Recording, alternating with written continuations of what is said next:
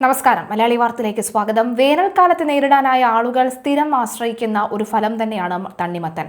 കഴിഞ്ഞ ആഴ്ചകളിലൊക്കെയാണ് തണ്ണിമത്തൻ കഴിച്ച ഒരു കുടുംബത്തിലെ 4 പേർ മരണപ്പെട്ടു എന്ന വാർത്ത വന്നത്. എന്നാൽ അതിന് പിന്നീട് തണ്ണിമത്തനകത്ത് എലിവിഷം കുത്തിവെച്ചാണ് മരണം നടത്തിയത് എന്നടക്കമുള്ള വിവരങ്ങൾ വന്നിരുന്നു. എന്തായാലും അടുത്തിടെയായി തണ്ണിമത്തനിൽ നിന്നും ഭക്ഷ്യവിഷബാധ ഏൽക്കുന്ന സംഭവങ്ങൾ തുടർച്ചയായി റിപ്പോർട്ട് ചെയ്യുന്നുണ്ട്. ഛത്തീസ്ഗഡിലെ ജഗ്ഷിൻ ജില്ലയിൽ നിന്ന് ഏറ്റവും ഒടുവിലത്തെ വാർത്ത പുറത്തുവരികയാണ്.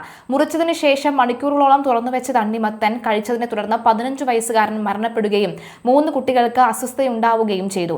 രാജ്യവ്യാപകമായി വലിയ ആശങ്കകൾക്കാണ് ഈ സംഭവം വഴിവെക്കുന്നത്. റിപ്പോർട്ടുകൾ പ്രകാരം രാവിലെ മുറിച്ച തണ്ണിമത്തൻ വൈകുന്നേരമാണ് കുട്ടികൾ കഴിച്ചത്.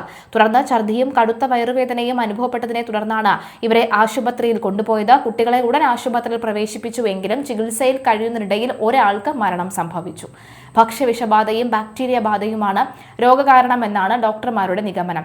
ഈ സാഹചര്യത്തിൽ മുറിച്ചുവെച്ച തണ്ണിമത്തൻ ഏറെ വൈകിയതിനു ശേഷം കഴിക്കാമോ എന്ന സംശയം പലരിലും പ്രകടമാണ്. മുറിച്ച തണ്ണിമത്തൻ എത്ര നേരം സുരക്ഷിതമായിരിക്കും? ഭക്ഷ്യസുരക്ഷാ വിദഗ്ധർ പറയുന്നതനുസരിച്ച് മുറിച്ച തണ്ണിമത്തൻ സാധാരണ താപനിലയിൽ പരമാവധി 2 മണിക്കൂർ വരെ മാത്രമേ സൂക്ഷിക്കാൻ കഴിയുകയുള്ളൂ.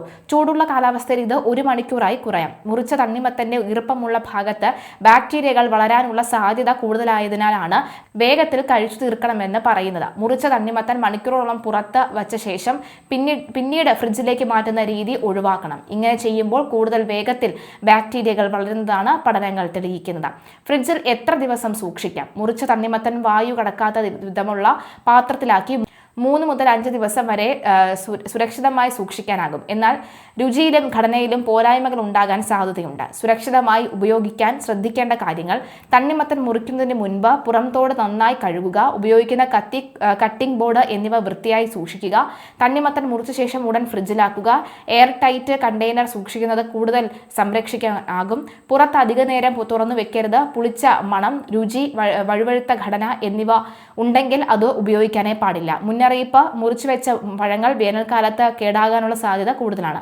അതിനാൽ പ്രീ കട്ട് പഴങ്ങൾ വാങ്ങുന്നത് പരമാവധി കുറയ്ക്കുന്നതും മുറിച്ച പഴങ്ങൾ സമയബന്ധിതമായി കഴിച്ചു തീർക്കുകയും ചെയ്യണമെന്നാണ് ആരോഗ്യ വിദഗ്ധർ നിർദ്ദേശിക്കുന്നത്.